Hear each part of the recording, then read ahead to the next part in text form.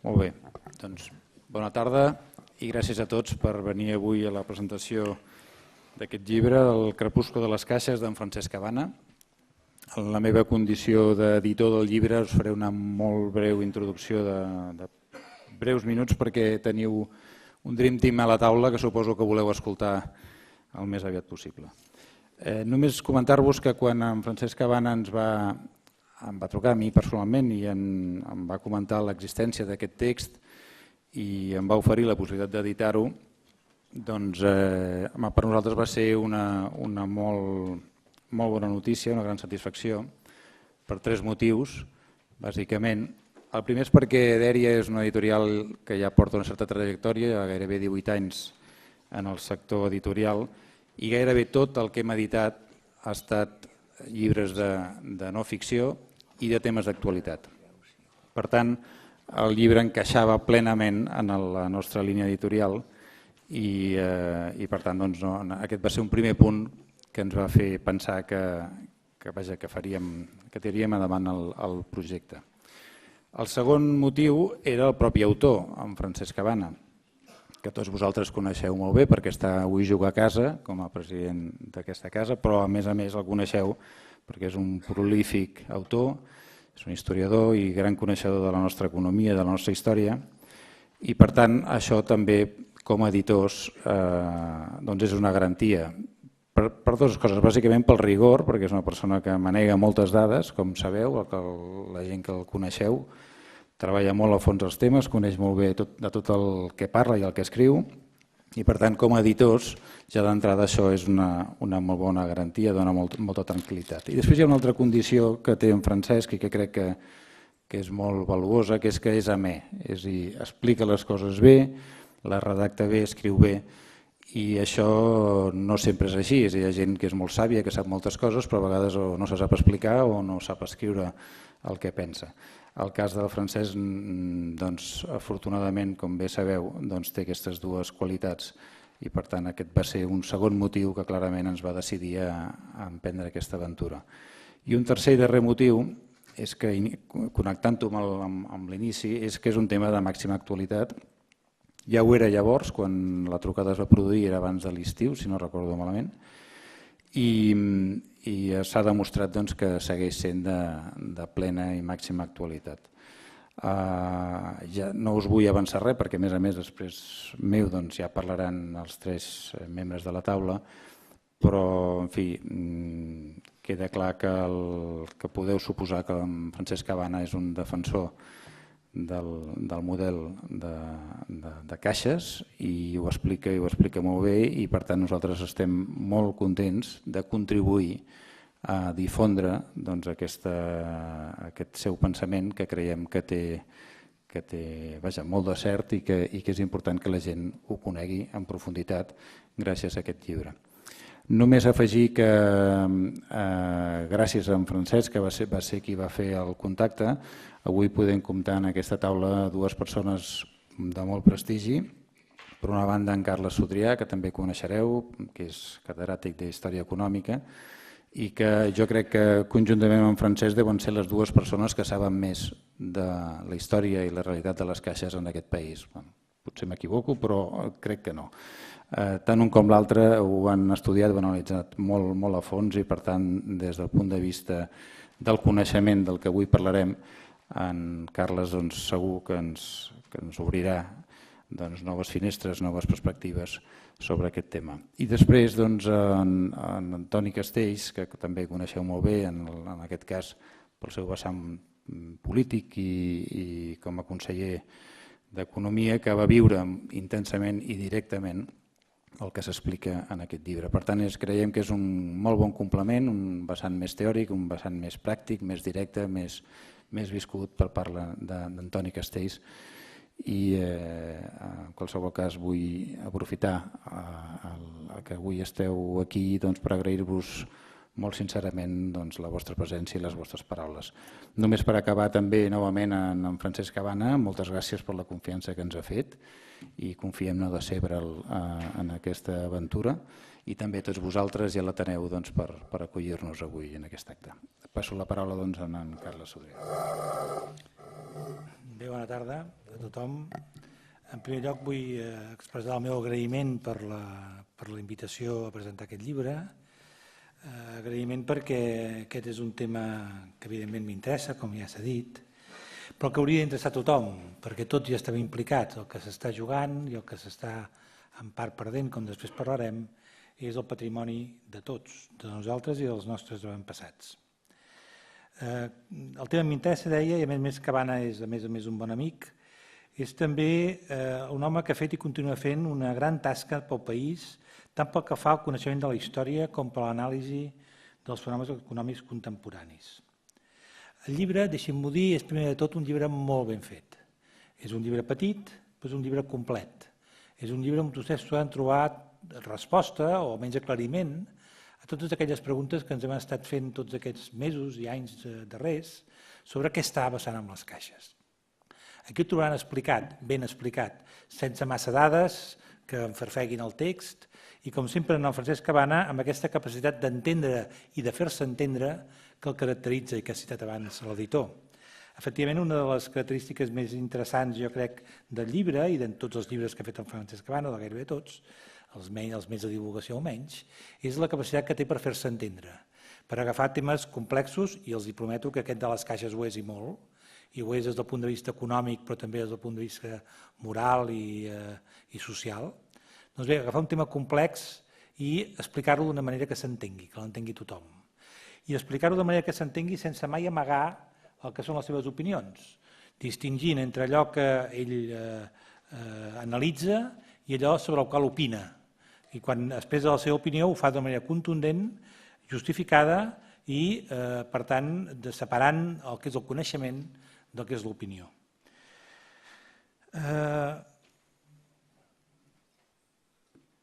Aquesta faceta de Francesc Cabana, aquesta faceta d'anàlisi i d'expressió neta del que es vol explicar, és especialment important en aquest cas, i sobretot la seva opinió, perquè aquí estem barrejant, i després ho veurem de seguida, m'hi referiré una mica més, amb temes que traspassen el que en podríem dir els fenòmens econòmics. Estem tocant temes que afecten el que en podríem dir la moral col·lectiva. I quins són els elements que regeixen, que guien l'acció de les persones en la seva tasca professional. I des d'aquest punt de vista, jo crec que el llibre aporta elements de judici que són especialment interessants. Perquè per Francesc Cabana la mesura de la bondat d'una política econòmica o de l'economia en si no és el creixement econòmic diguéssim descontrolat, és el benestar de la gent. I per tant no es deixa confondre, no confon mai els objectius amb els mitjans. I no es deixa entabanar per aquells que volen fer creure que la cobdícia ens ha de portar a la prosperitat, i d'això en parlarem una mica més, ni per aquells altres que identifiquen el que els convé a ells amb el que convé a tothom. I des d'aquest punt de vista el llibre és exemplar, perquè separa les dues coses i deixa ben clar que aquí hi ha hagut de tot. Així és, doncs, per finalitzar aquest espai, ell ens ha fet dir que d'alguna manera no parlem massa del llibre, sinó que parlem del que pensem de les caixes. El llibre és un llibre petit, però és un gran llibre. I ha de ser lectura obligada per tothom que li interessi aquesta trista realitat de les caixes, en gran part trista, i del treball que tots hem viscut i que ens afecta a tots. I per tant és un llibre per a tothom, perquè tothom hauria d'estar interessat en el tema de les caixes. Dit això, deixeu-me que faci jo una reflexió personal respecte al que penso d'aquest conjunt d'esdeveniments, d'aquesta mena de disbauxa que hem viscut amb el tema de les caixes i en general amb el tema del sistema financer en els darrers mesos i anys.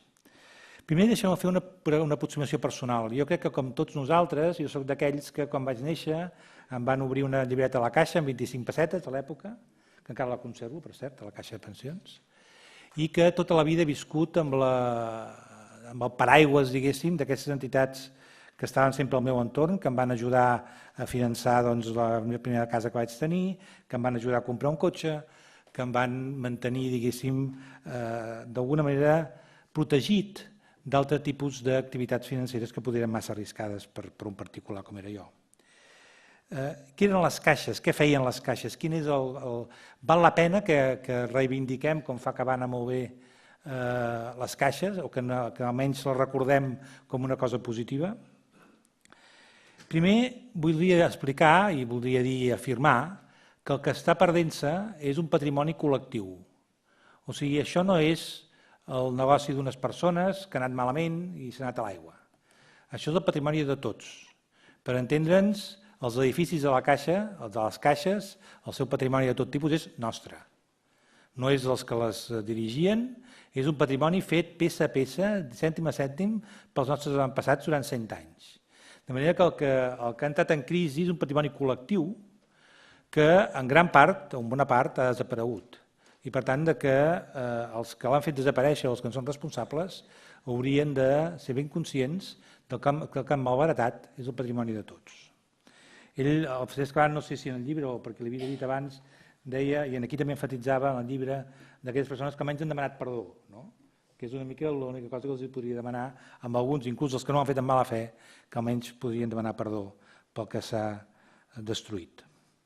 Perquè a més les caixes eren un instrument, no només un instrument econòmic, era un instrument d'educació, d'integració social, d'inversió en projectes que difícilment trobarien una inversió privada, etc. Tots aquests elements també destruïts. Ens hem quedat sense instruments decisius per fer avançar una societat complexa, una societat moderna. Perquè les caixes no són una cosa antiga, és al revés això. Les caixes són una cosa moderna. Les caixes sorgeixen justament perquè les necessitats de la societat moderna, complexa i industrial necessita altres mitjans financers, no només els bancs, per tirar endavant. Per això van néixer les caixes en el seu moment, per això han continuat i per això haurien de continuar endavant. I bé, doncs, si les caixes feien el seu servei i tenen una justificació econòmica i històrica, qui s'ha equivocat? Com s'ha perdut tot plegat? Primer de tot, deixem-m'ho dir-me, ho diu també Francesc Cabana, però jo vull donar-li una altra èmfasi diferent. En part, els responsables del daltabaix són les caixes mateix. O sigui, els seus dirigents, i no em vull referir directament als dirigents de les caixes catalanes forçosament, estic parlant més en general, han sigut poc, com ho podríem dir, poc feliços en trobar solucions als problemes que plantejaven les caixes en el seu moment. Perquè efectivament quan s'acaba la dictadura, l'any 75 i en els anys immediatament posteriors, queda palès que les caixes no poden continuar sent com abans, per moltes raons. La seva estructura jurídica, que sempre ha sigut una estructura dificultosa per fer entendre a les autoritats de fora i d'aquí, no són fundacions, no són societats anònimes, no són cooperatives, és una cosa intermitja. Aquesta estructura jurídica les feia dèbils. I llavors les caixes van prendre una decisió, o una sèrie de decisions, entre l'any 75, per entendre'ns, i l'any 85, amb l'ajut dels poders fàctics que en aquell moment existien i dels governs d'aquella època, però sempre molt influïts per les persones de les caixes. Recordeu que Enrique Fuentes Quintana, home clau en aquest procés, era un home de les caixes, i quan és vicepresident del govern és un element clau per l'aprovació del canvi de règim de les caixes espanyoles. Doncs bé, en aquest procés les caixes adopten una sèrie o fan adoptar al govern una sèrie de mesures que tenen com a finalitat bàsicament preservar que no les privatitzin, o sigui que el seu estatus legal d'alguna manera es mantingui. I com ho fan això? Doncs d'alguna manera introduint en la seva, deixant que entrin en els seus òrgans gestors els partits polítics, o si voleu dir les institucions públiques, per la via dels consells d'administració. O sigui, formaran part del consell d'administració, amb les reformes que es van fent, persones, diguéssim, que representen a les autoritats polítiques i indirectament, naturalment, els partits polítics. Aquest és una mena de pacte, també entren els treballadors, etc., que intenta consolidar, des del meu punt de vista, la posició de les caixes com a independents, per evitar que eventualment puguin ser privatitzades en aquell context, diguéssim, dificultós del canvi de règim. I aquesta és una línia de les reformes. L'altra línia de les reformes és ens hem d'equiparar amb els bancs. I a poc, primer des del punt de vista de l'ampliació territorial, després del tipus d'operacions que s'han de fer, etc., van aconseguint que se'ls equipari pràcticament del tot amb els bancs. Això en si mateix no tenia per què ser molt dolent, excepte per una cosa important, la territorialitat. Les caixes havien nascut i la majoria de les caixes, no totes, havien nascut i s'havien desenvolupat sobre un territori, sobre un territori en el qual mantenien unes arrels profundes, amb el qual havien col·laborat, el qual coneixien molt bé, i, per tant, aquell territori, encara que estava avalat, i diguéssim això, la territorialitat estava imposada també per la legalitat, la idea de treure aquestes obligatorietats que mantenien a cada caixa en el seu àmbit territorial va portar a poder adoptar riscos i aventures que d'altra manera no haguessin sigut possibles. Això que veiem, de veure que pel carrer trobes la caixa d'Almeria, que té una sèrie d'oficines, és un exemple, etcètera, i què hi fa aquí? Quin és el negoci que ve a buscar? Hi ha un negoci possible per aquesta caixa en aquest lloc o per les catalanes que estan a Almeria, etcètera. De caixes sense una impronta territorial n'hi havia molt poques. La caixa de pensions, la caixa actual, és una caixa que neix ja amb un esperit general de Catalunya i de les Balears i que té des del començament es desenvolupa sense una pretensió territorial concreta. Per tant, és natural que la caixa hagi volgut créixer i ocupar un espai més ampli. Però les altres, les moltes altres, que estem parlant, catalanes o no, van aprofitar aquesta possibilitat, a moltes d'elles, no pas totes, per fer una expansió moltes vegades poc justificable. Per costos, pot justificar per la forma que es havia de fer, pel que significava de pèrdua d'identitat i de desconeixement dels mercats en els quals es anirien a posar. Per tant, dèiem, qui s'ha equivocat? S'ha equivocat primer les caixes, però això no vol dir, em sembla a mi, que no hi hagi altres elements a considerar. I naturalment que quan va començar la crisi hi ha qui va venir, si hi ha hagut malevolença o no. Hi ha hagut algú que ha volgut efectivament aprofitar les circumstàncies per treure's de davant un competidor molest? Sí, jo crec que sí. Jo crec que no només altres competidors directes, els bancs, etcètera, sinó una sèrie de gent que pensava que les caixes eren una espècie d'estranya construcció que no seguia les regles, diguéssim, del capitalisme més abrandat i que, per tant, això que no tinguessin propietari, que no sapigués ben bé com es gestionaven, etcètera, era una cosa que calia eliminar. Només havia d'haver-hi empreses, societats que responguessin als accionistes i busquessin un benefici immediat. Després tornaré a parlar una mica d'això quan acabi, però aquest és un element important, que permejava no només els que tenien interessos concrets, sinó també d'altres. Personatges amb influència, personatges que després van dirigir el Banc d'Espanya, etcètera, tenien clarament una idea de que les caixes eren un instrument que calia eliminar per la via que fos, per la via de la privatització, per la via del canvi de règim, per la via de l'eliminació, si calia, o de la fusió, o del que fos. Des d'aquest punt de vista, el que va succeint en els anys 80 i 90, quan les coses, i després ja més cap aquí, ja amb la crisi, quan les coses comencen a succeir, i comencen a haver-hi problemes seriosos per les caixes, és que aquesta malevolença, per entendre d'alguna manera, actua i actua d'una manera eficaç. I aquí no hi ha innocents. Abans d'arribar a ser ministre, el senyor de Guindos presidia un think tank que té coses publicades i abastables, estan a la web, en la qual es dibuixava com es havia de canviar el sistema legal de les caixes per fer desaparèixer aquest estrany invent que feia nosa al desenvolupament del capitalisme espanyol. Abans fins i tot que tinguessin problemes molt greus. Això comporta un desconeixement des del meu punt de vista una idea primària del que diguéssim, la societat humana pot organitzar per abastir o per solucionar les seves necessitats econòmiques, materials. Des d'aquest punt de vista, jo vull retorbar al final una mica, abans de passar la paraula al doctor Castells, aquest concepte que Cabana defensa en el llibre, ja l'ha fet abans, en articles del diari, del que és una societat que es deixa portar exclusivament per la cobdícia. Perquè el que ens venen és això, el que ens venen és, escoltin, miri, això ho va dir Adam Smith, i Adam Smith va dir que l'egoisme de cadascú porta el benestar a tots. Escolti, primer el senyor Smith no va dir mai això, per començar. Segon, el senyor Smith, abans d'escriure La riquesa de les nacions, va escriure un altre llibre molt més important que es deia La teoria dels sentimientos morales, en el qual deia, abans del plegat, abans que estudiem com funciona l'economia, etcètera, veiem com és que és la decència, la correcció, etc. I quan tinguem això clar, el que és el sentiment moral de la societat, podem parlar de l'economia. Per tant, quan es referia a la possibilitat de que efectivament els interessos individuals duguessin a una millora del bé col·lectiu, ho deia en aquell marc, no en el camp de qui pugui.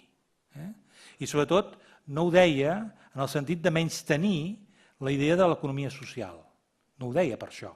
No deia que l'única manera d'arribar a la prosperitat és l'acció individual, l'egoisme de cadascú. No ho deia això. Deia l'egoisme de cadascú pot portar al benefici individual col·lectiu, però no que fos l'única manera. No menystenia de cap manera les activitats, diguéssim, humanes, les activitats de cooperació, les activitats d'ajudar-nos uns amb els altres, de tenir entitats cíviques i socials que actuïn amb la finalitat col·lectiva de millorar el benestar de tothom. Això no ho deia pas que no. No ho ha dit mai ningú que no. Per tant, el substituir la cobdícia, com deia Francesc Cabana, com l'únic element que sembla justificat, com allò que és millor un empresari que la Verge Maria, diguéssim, no? Vull dir, això no pot ser, això no té sentit. L'ésser humà, jo no vull que em considerin una persona que només és una persona cobdiciosa. Soc una persona que també vull ajudar els altres, que vull estar en entitats públiques que ho facin, que vull ajudar a que tots plegats millorem per altres vies que no són només el meu enriquiment, sinó és menystenir-me a mi mateix i menystenir la societat. Jo crec que aquest element està al darrere del que estem parlant de les caixes, perquè en algun moment determinat has de perdre el focus, i els dirigents van perdre el focus de les caixes. Van pensar que les caixes es podien gestionar com els bancs, que com els bancs podrien obtenir beneficis, serien lloats els directors generals, els dirigents, com ho eren els dels bancs, tindrien la glòria i la riquesa que tenien els bancs, etc. I van oblidar el que eren les caixes, perquè es havien fet, quina era la seva funció, etc. Naturalment, com sempre, no tothom, no tots, ni tots són els culpables, però sí és veritat que aquest camí pel que ens ha portat tot plegat, al darrere de tot això hi ha un element moral, si voleu dir-ho, que no té res a veure amb la religió, té a veure amb el sentiment col·lectiu de que no és només a base de l'interès personal que es pot aconseguir millorar la societat, hi ha altres vies, i les caixes l'eren. I la seva desaparició es troba a faltar justament per això, perquè aquelles funcions que feien no les farà una entitat privada perquè no té per què fer-les.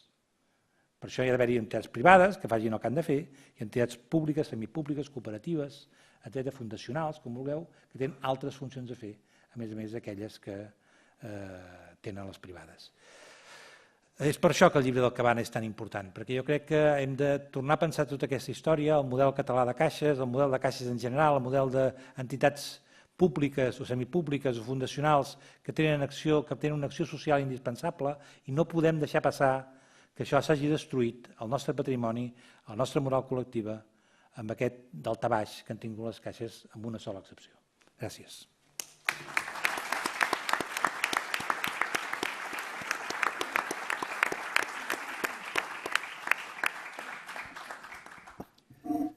Bé, benvolguts amics, senyor president de l'Ateneu i amic Francesc Cabana, autor del llibre, professor Carles Sudrià, Xavier Cambra, editor, i amics tots, per mi és un plaer tornar a retrobar-me amb tots vostès aquí a l'Ateneu i a més per la mateixa raó per la qual vaig estar aquí fa poc d'un parell de mesos, deu fer, que és presentar el llibre d'en Francesc Cabana. És un home d'una capacitat, no deixa de meravellar-me l'amic Francesc Cabana perquè té una capacitat per escriure llibres extraordinària, a més tots són molt interessants i tots ens aporten alguna cosa. L'últim amb el qual vaig tenir la satisfacció d'estar aquí amb vostès era Espanya un pes feixuc. Després a la presentació va posar interrogants, però en l'acte, vull dir, de presentació, però en el llibre no hi ha interrogant, el llibre és una afirmació, Espanya un pes feixuc. I avui és per parlar del crepuscle de les caixes, aquest llibre sobre el crepuscle de les caixes. És una satisfacció estar aquí amb ell i amb l'amic Sudrià, que realment ho ha dit abans el Xavier Cambra i és veritat. Jo crec que són dues de les persones segurament d'aquest país més coneixedores i un coneixement més rigorós de la història de les nostres entitats financeres. I els dos ens han il·lustrat, ens han ajudat, ens han enriquit amb els seus coneixements sobre aquesta qüestió. A més, els dos, jo vaig tenir l'ocasió, jo els conec de fa molts anys, un i l'altre, no? En Francesc Cabana és la persona gràcies a la qual vaig tenir la meva primera feina, o sigui que hi tinc ja una certa edat. i vaig treballar a l'acabar la carrera. En aquella època la gent quan acabava de vegades trobava, o gairebé sempre trobava feina de seguida, no vol dir que fos molt ben pagada, però bueno. I el Carles Sudrià doncs coneixem de fa molts anys també. I els dos vam tenir l'ocasió vaig tenir la sort que els dos van acceptar col·laborar a l'època de conseller per tirar endavant algunes iniciatives precisament relacionades amb temes que tenen a veure amb la història econòmica. Molt bé, avui estem aquí per parlar del llibre i ell ens ha demanat sobretot del tema. I el tema realment ell s'ha atrevit ja a fer un llibre quan encara està fresc el tema de fet. El crepuscle de les caixes, estem al març del 2013 i aquesta història encara no s'ha acabat. Però sí que val la pena, jo crec que és oportú, perquè hi ha algunes coses que ja són irreversibles. Hem assistit al final d'un model que té una història centenària, que és el nostre model de caixes en general. I deia el Carles Sudrià, és una història trista, sí, una història desafortunada, un final que realment no és el que haguéssim volgut. I val la pena que encara que hi hagi molts elements que no els podem analitzar amb tota la seva complexitat, sempre cal una certa perspectiva, doncs sí que ens preguntem ja què ha passat i per què han succeït les coses i quines eren les possibles alternatives que hi havia. Jo voldria començar assenyalant, per fer-ho, que em sembla que no podríem analitzar bé el que ha succeït i està succeint si no veiéssim que hi ha tres corrents de fons molt poderosos. Hi ha uns antecedents. Jo crec que aquí hi ha sempre, quan passen coses d'aquesta importància en la vida social, en el món de la política, sempre hi ha corrents de fons i coses que fan que sorgeixi una onada forta. I aquí ha passat el mateix. Hi havia uns corrents de fons i després hi ha hagut alguna cosa que ha fet que tot això catalitzés amb una crisi monumental del sistema financer i especialment del sistema de caixes. Els tres corrents de fons, quan dic de fons vull dir d'una certa... que ja fa anys que s'arrosseguen, són, primer, uns vectors permanents, les limitacions del model de caixes. El Francesc Cabana, en el seu llibre, ho diu, les febleses estructurals que hi són, i que si no les coneixem o no les coneixíem no ens en podíem prevenir. I eren bàsicament tres. Primer, la manera de seleccionar els òrgans de govern, que és la que es desprèn d'un model diferent del de les societats anònimes. No és una societat anònima, no hi ha accionistes i per tant no manen els accionistes. De manera que hi ha una qüestió, aleshores, qui mana? I és una qüestió determinant.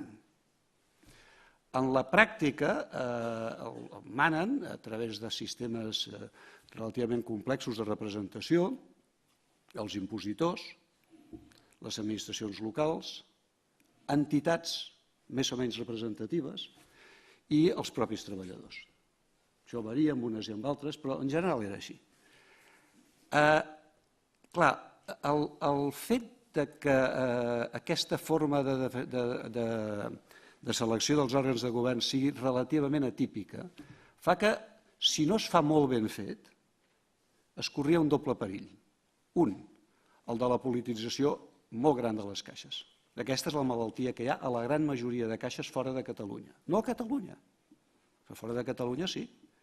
Jo recordo en alguns moments que em semblava realment força poc raonable que en algunes comunitats autònomes, a l'hora d'escollir els representants dels impositors, imaginin-se vostès, eren la llista del PSOE contra la llista del PP. Anem malament. I si vostès recorden els moments més crítics no, perquè després ja la cosa ha sigut d'unes dimensions realment estratosfèriques, però en moments quan es produeix aquella tensió molt forta a lo que era encara Caja Madrid, entre la presidenta de la Comunitat de Madrid i l'aleshores president de Caja Madrid, que era el senyor Blesa, Miguel Blesa, recordo perfectament quan dibuixaven els diaris el Consell d'Administració i te'ls anaven posant segons la seva afiliació política. Escolta, com és possible? Primera possible patologia, la politització excessiva, de les conseqüències que té. Segon possible problema, que és diferent que aquest, un poder fora de control del director general. Aquests són els dos riscos i s'havia de ser conscient de que hi eren si es volia evitar que aquests dos perills s'acabessin portant a una crisi seriosa de les caixes. Aquí es va intentar. Aquí vam fer una reforma de la llei de caixes, per cert consensuada amb tots els partits del Parlament, en el qual vam intentar, precisament perquè a Catalunya el problema no era la politització, era l'altre, restablir uns certs equilibris. A les caixes hi ha l'assemblea, hi ha el Consell i hi ha el director general. I cadascú ha de fer el seu paper, amb els contrapesos apropiats. I si no es feia, s'havien de fer reformes perquè això fos possible. Desgraciadament ens va agafar el vendaval quan tot això s'estava començant a aplicar. La reforma crec que va ser l'any 2007, em sembla, 2006, i per tant, doncs, escolti'm, vam començar la crisi, esclata l'any 2008. Segona feblesa, les dificultats de capitalització. Esclar, quan les coses van bé, doncs tot funciona, hi ha uns beneficis magnífics, aquests beneficis permeten pagar impostos i després atribuir a reserves una part i una altra part obra social. I amb les reserves que es podien fer, doncs es anava capitalitzant. Però i si hi ha algun moment en què les coses no van tan bé? Aleshores, què passarà? Que aquí hi havia una limitació estructural molt seriosa, evidentment, en les caixes, que esclata amb tota la seva força en el moment en què tenim la crisi. I a Catalunya, si volen, hi ha una tercera feblesa, era el nostre model, nosaltres, el nostre sistema financer, del moment que desapareix el grup de banca catalana, pràcticament són les caixes més Banc de Sabadell, pràcticament, i era molt important que aquestes institucions anessin bé, però eren d'una vulnerabilitat extrema, que es diu BOE. Es diu BOE. La vulnerabilitat que una majoria determinada del Parlament de Madrid, un dia per l'altre, d'un plomasso, que diem en català del Pompeu, podia desaparèixer. I és una vulnerabilitat seriosa. Què es va intentar aquí? Nosaltres dèiem, aquest és un bon model, estan demostrant que són eficients, de fet competien en avantatge amb els bancs, tenien un rendiment que era comparable des del punt de vista de la taxa de benefici i des del punt de vista del negoci, de la quota de mercat també. És un model que pot funcionar, és un model eficient i té una característica, que és que el dividend, en lloc de donar-se als accionistes, es destina a l'obra social. Es retorna a la societat. Doncs és un bon model, sempre que funcioni bé. De manera que, sabent que hi ha unes vulnerabilitats, el que era fonamental era reformar per enfortir. Perquè no hi ha res pitjor que instal·lar-se en aquest vici, al qual de vegades som propensos, que és el del cofoisme. I com que és un bon model, és magnífic, escolta, el que hem de fer només és preservar-los, clar, però per preservar has de reformar. I per reformar has de vèncer resistències. I això no era gens fàcil. I havíem de ser-ne molt conscients també d'això. Si això era un patrimoni de tots, calia que el reforméssim per enfortir-lo. Segona corrent de fons. Home, el model de caixes ha tingut sempre uns adversaris molt poderosos. Que això és permanent, això no ve de fa 4 dies. Aquests adversaris, naturalment, aprofiten el moment en què elles estan més febles per tractar de guanyar la partida, però l'existència d'uns adversaris que van intentant des de fa molts i molts anys mirar de posar en qüestió el model de caixes, doncs fa temps. Els bancs, per suposat, perquè són els seus competidors, i utilitzen tots els arguments que poden, i un adversari, que és que tot allò que s'escapa de la norma corrent fa nosa. I les caixes eren un model relativament atípic. Mentre el qüestió es resolia només dins d'Espanya, doncs, bueno, hi havia caixes i hi havia bancs. Però en el moment en què tot això s'internacionalitza, Brussel·les hi té molt a dir, hi ha altres països on els models de caixes entren en crisi, i de fet és veritat, ens trobem que és una excepció a el que és la norma. I aquesta excepció està sotmesa a la possibilitat que en qualsevol moment se li posin pegues. I constantment se li anaven posant pegues. I el tercer vector, que és fonamental, sense el qual no s'hagués produït la crisi de les caixes, és la bombolla creditícia, és la crisi de l'euro. No ens enganyem. O sigui, el fet que entrem en l'euro alimenta una bombolla creditícia extraordinària, com no hi havia hagut mai. I les caixes hi entren de plena, aquesta bombolla. Tothom hi entra. O sigui, Espanya passa de representar el 7% del crèdit concedit a tota la zona euro l'any 1999, principi de quan entrem a l'euro, a representar el 17%, quan suposem l'11% del PIB.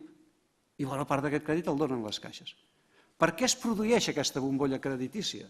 Doncs mirin, es produeix, jo crec, per una suma de 3 factors. Primer, perquè els propis responsables de les entitats van molt més enllà d'on segurament era raonable. I 2 i 3, perquè aquells que havien d'haver corregit això no ho van saber fer. En primer lloc, els mercats. Els famosos mercats que figura que eren tan eficients segons el senyor Greenspan. Doncs els mercats van anar alimentant aquesta bombolla creditícia sense dir en cap moment, escolta, és que a Espanya la concentració de risc ja és molt alta. Com hagués passat si haguéssim tingut la pesseta. No podem seguir donant crèdits a l'1% o al 2% els mateixos que tota Europa, amb un tipus d'interès baixíssims. I amb un diferencial, aquesta prima de risc ara és inassolible, que eren 20 punts bàsics, 30 punts bàsics, qualsevol entitat d'aquí podia anar al mercat, emetre bonos, els col·locava amb una tranquil·litat extraordinària, pagant més o menys el mateix que el que pagava el deute alemany. I els mercats ho trobaven fantàstic. Aquests que ara diuen que no donen crèdit a ningú que vulgui emetre des d'Espanya. De manera que molt bé no ho van fer els mercats a l'hora de valorar el risc. Els creditors no ho van fer massa bé. Per dir ara no, tot és culpa dels deutors. Home, però qui els va donar el crèdit als deutors? Vostès no. I ara ho han de pagar els contribuents. I 2, els reguladors. És evident, això de tota evidència. En el moment en què el crèdit anava creixent al 20% i al 25% i la concentració de risc en el sector immobiliari era d'unes proporcions enormes, el regulador no havia de dir s'ha acabat. Mirin, a partir d'ara, qualsevol crèdit nou que es doni al sector immobiliari l'hauran de provisionar al 100%. Mira que ràpid que haguéssim anat. Però no ho va fer. I davant de la pressió de tots, esclar. Començant per les pròpies entitats, no cal dir-ho. Després anaven dient, no, nosaltres ho hem fet molt bé, perquè nosaltres ens vam inventar les reserves anticícliques. Home, fantàstic, van aguantar el cop mig anyet. Un any, que està bé, s'havia fet. O sigui, a Espanya es va dir, mirin, quan tinguem una fase del cicle expansiva, els bancs i les caixes hauran de destinar reserves una mica més, perquè d'aquesta manera faran un coixí per quan les coses no vagin bé. I sí que ho van fer. Però, esclar, davant de la dimensió del problema d'insolvència que hi havia en els actius, tot això va quedar eixugat amb un no res. De manera que aquí hi havia uns problemes de fons, esclar. I aquests 3 vectors estaven allà. Aquest tercer és fonamental, perquè les caixes estan més exposades, són més vulnerables, i en el moment en què explota la bombolla creditícia, que en el nostre cas, a més, aquesta bombolla creditícia, naturalment, el que fa és alimentar la bombolla immobiliària, es troben en un desequilibri patrimonial que no es troben altres. Ni altres entitats financeres, ni altres entitats tipus caixes a altres llocs d'Europa. Per exemple, les Sparkassen a Alemanya, que són les caixes alemanes. Hi ha els Landesbank, però després hi ha les Sparkassen, que n'hi ha per tot arreu.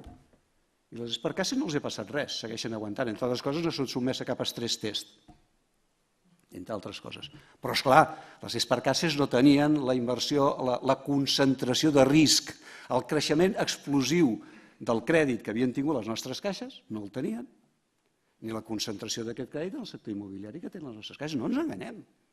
Això no va ser fruit de cap conjura de no sé qui. Això s'ha produït. Hem tingut unes entitats financeres amb una concentració de risc monumental en el sector immobiliari i en el moment en què la bombolla s'ha punxat vam descobrir, es va veure que allà hi havia un desequilibri patrimonial molt gran. És a dir, que devien més del que tenien, per dir-ho molt clarament. Llavors ve això són els corrents de fons. Què passa quan això explota?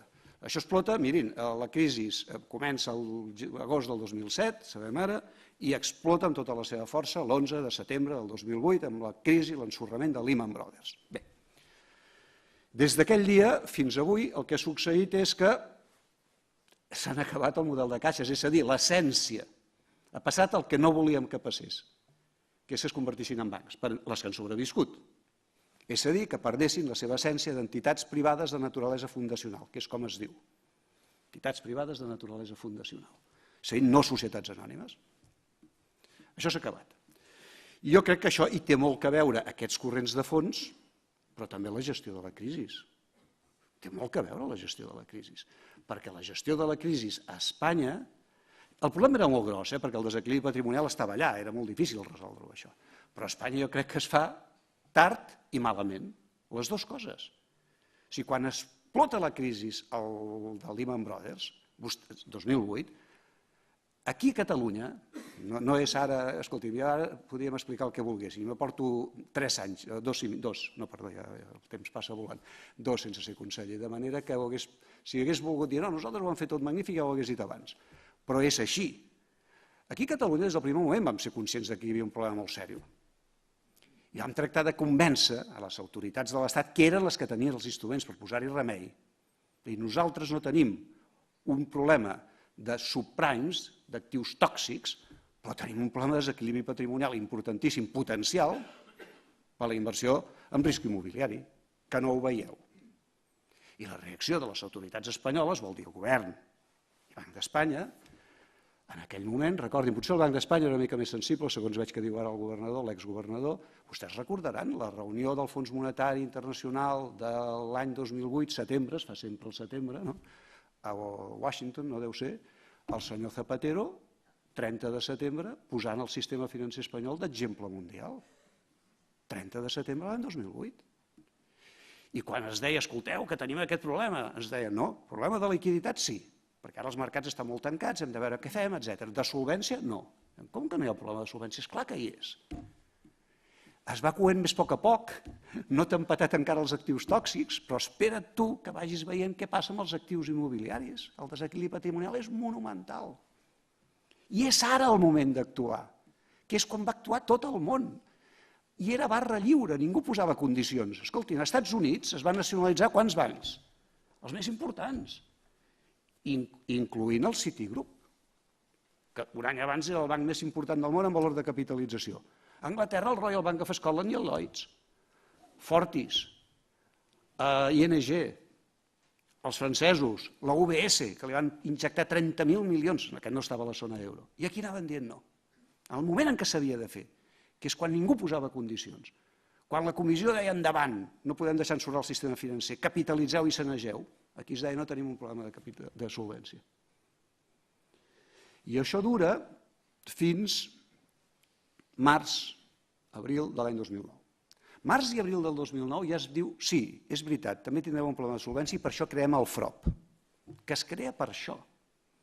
Si el FROP es crea en aquells moments, jo crec que va ser un encert com es va fer, per permetre que entitats que tenien dificultats poguessin fusionar-se, fer un pla d'empresa dur, que implicava sacrificis, posar al front de les entitats persones que mereixessin tota la confiança des del punt de vista de la seva capacitat de gestió i a canvi de tot això rebrien aportacions que tindrien la consideració de capital. Molt cares, més cares del compte. Però això era el FROP. I aquest era l'únic model que era acceptable des de Catalunya, perquè l'altre, que era el principi, el plantejament que feia el govern a Madrid, era dir nosaltres ajudar les entitats bones perquè es quedin les dolentes, sí. Ajudar dolentes perquè s'uneixin entre elles, no. I ho entenc que ho poguessin dir, però per nosaltres això seria inacceptable, perquè ens deien de les 10 només n'hi ha una. I no es pot quedar totes les altres 9. De manera que era fonamental que aquest model que proposava el FROP tirés endavant, i tira endavant. Però tira endavant tard. I quan encara no està arrencant, el mes de juliol de l'any 2009, aleshores ja tenim, recordin, els 3 grups dels quals parla en Francesc Cabana aquí més o menys en marxa, alguns d'ells estan aquí amb nosaltres avui, aleshores tots són problemes, perquè Brussel·les ja s'ho mira tot amb lupa. I en lloc d'abocar els diners que facin falta per sanejar i capitalitzar, home, sempre que l'entitat sigui viable, es comencen a posar totes les pegues del món. I no podeu superar el no sé quin percentatge dels actius, si no, no pot ser, tal. I amb aquestes estem, quan el 2010 fan l'estrès test. I a les mateixes entitats que els havien dit que no es podien posar els diners que feien falta, els diuen, home, però si amb això que demaneu no aneu enlloc. Les mateixes. I aleshores encara no s'està acabant d'aplicar el FROP i es decideix canviar d'estratègia. És la sensació que hi ha constantment avanços, retrocessos, s'avança d'una manera erràtica i llavors es canvia ja la llei de caixes, la LORCA, i s'entra en una segona fase, que és la fase d'obrir la porta a la conversió de caixes en bancs. I quan encara s'està tractant d'aplicar això, gener o febrer del 2011 crec que és, hi ha el decret encara del govern socialista, nosaltres ja no estàvem al govern en aquell moment, en el qual es posen unes exigències de capital que són absolutament inassumibles. Si se'ls diu a les entitats, vosaltres heu de sanejar en sèrio, heu d'anar a buscar el capital al mercat, un moment en què el mercat està ensorrat. És impossible. I si no el trobeu, aleshores entrarà el FROP, posarà el capital que calgui i serà el FROP el que valorarà el valor de la pròpia entitat, el qual és una cosa bastant insòlita, perquè el comprador és el que valora el valor d'allò que compra. I així ens vam trobar amb que totes les entitats que coneixem van passar a ser nacionalitzades pel FROP cap al setembre de l'any 2011 i després posades a la venda. Unes es van vendre, una, tot el que era el grup UNIM, i el grup Catalunya Caixa encara està com vostès saben. Aquesta és la història d'això. Jo crec que tot això no era inexorable, era molt complicat, perquè el problema de base hi era. El problema de base era un desequilibri patrimonial important que requeria posar-hi bastants diners. I en una situació en la qual realment el mercat no estava en condicions de proporcionar-los i les institucions públiques catalanes tampoc, tenien uns límits molt grans per l'endeutament, estàvem ja en recessió, amb uns dèficits importants. De manera que el problema de fons hi era. Hi hagués hagut altres alternatives? Probablement sí. Probablement hi haguessin hagut altres alternatives, que era capitalitzar aquestes entitats molt ràpidament, amb condicions molt menys oneroses de les que es van tractar d'imposar, i deixar aparcada la seva propietat durant un temps fins que les coses milloressin, fins que escampés. I llavors ja veuríem què. Des de Catalunya, mirem, des de Catalunya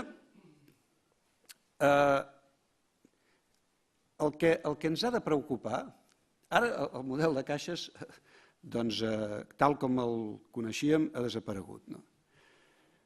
I el que ens ha de preocupar és veure si hem perdut o no hem perdut poder financer i quines són les perspectives d'ara en endavant. Jo crec que, a diferència del que ha passat en altres crisis bancàries, nosaltres ens havíem, a mi personalment, jo ho vaig dir moltes vegades, i en Francesc Cabana ho recull en el seu llibre, jo que havia llegit els llibres d'en Francesc Cabana i n'havia après, i jo tenia una obsessió en aquesta crisi. N'havia après pels llibres i n'havia après per la meva pròpia experiència professional a Banca Catalana. Aquest país havia tingut sempre la maledicció històrica de que quan hi havia una crisi seriosa, sempre són moments de crisi, la confluència del vendaval, de la tempesta i dels designis del poder polític central, de les dues coses, portaven a que en cada crisi hi perdéssim una peça important. El que jo deia, a cada bugada hi perdem un llençol. Vam perdre el Banc de Barcelona als anys 20, 1920, vam perdre el Banc de Catalunya als anys 30, vam perdre, en aquest cas en una situació una mica més diferent, l'hispano-colonial, quan es transforma en el central i se'l queda el senyor Vidalonga, i perdem el gran grup de Banca Catalana als anys 80, que eren 8 entitats o 7, Banca, Vic, Banc Industrial del Mediterrani, Banc Mercantil de Manresa, Banc de Girona, Banc de Barcelona, i me'n deixo algun? No, els he dit gairebé tots. Tampoc no era inexorable. Van perdre moltes altres coses als 80, perquè recordin petits bancs que aleshores van desaparèixer, Massardà, Juve, Ribé i Garcia, si podíem fer la llista. Però peça grossa aquesta, i no era inevitable. Hi va haver-hi altres entitats espanyoles que van tenir problemes i van seguir tirant endavant. Es va trobar la manera que es poguessin capitalitzar i van seguir tirant endavant. De manera que en aquesta situació, en aquest cas, els puc assegurar que com a responsable del govern l'obsessió era que no ens tornés a passar això, que no ens tornés a passar. Evidentment no els hi puc dir pas que ens n'hem sortit. No ens n'hem sortit, no està acabada la història, la gran peça que podríem perdre encara està en una situació d'espera, encara està aparcada i dependrà de què acabi passant. Ara bé, jo deia, per mi el balanç és agredolç, perquè a la vegada que ens hem deixat pel camí el model de caixes, això ja no té solució, en canvi,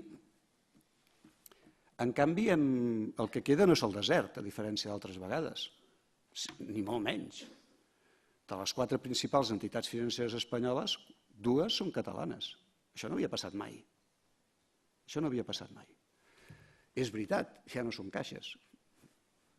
Una ho havia sigut mai, el Sabadell, i l'altra, bé, segueix d'acord amb la legislació actual, segueix sent-ho, però de fet tot tota l'activitat financera, el protagonisme financer ja el té el banc, CaixaBank. De manera que jo amb això ja sé que de vegades aquest país té una certa propensió a la hipocondria. Abans he dit no hem de caure en el cofoisme, però tampoc amb l'altre extrem. Tampoc amb l'altre extrem.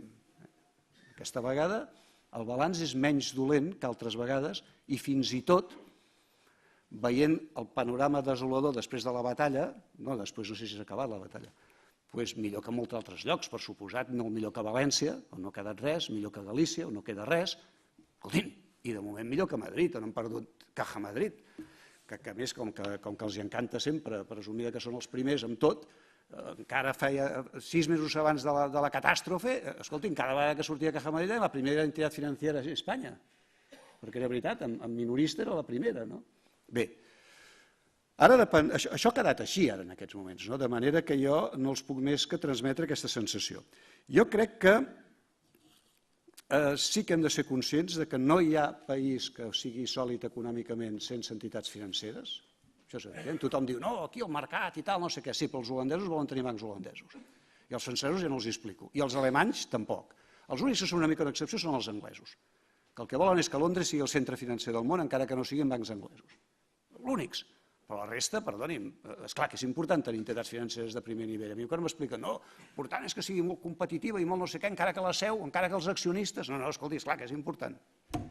Ara, els països que tenen entitats financeres sempre és el resultat, i amb això acabo, de la combinació de dos factors. Poder polític, perquè sense poder polític no es fan lleis ni es poden prendre les disposicions adequades i si no el tens sempre tens el perill, sempre estàs penjant d'un fil. I dos, massa accionarial. Accionistes disposats a jugar-se els seus diners invertint en bancs, fent que hi hagi grups, ja sabem com un banc és molt difícil que un banc d'una certa dimensió que està a primera divisió i que lluita a la Champions hi hagi cap accionista que tingui el 30%. Però paquets d'accionistes que tinguin una posició important, és clar que és fonamental. Escolti, el senyor Botín deu tenir, no sé, el 2, 3, 4%, però és el que té més. Però és el que té més. De manera que aquestes són les dues qüestions i, per tant, és un emplaçament que siguem conscients de fins a quin punt des del poder polític tenim molt a dir, però també que el nostre món empresarial, accionarial, els nostres patrimonis, doncs han d'estar disposats també a ser accionistes de grans entitats financeres si volen que al país hi hagi grans entitats financeres. Perquè avui el model ja no és el de caixes. És el model de societats anònimes que funcionen amb accionistes que en són els propietaris. Bé, gràcies a tots.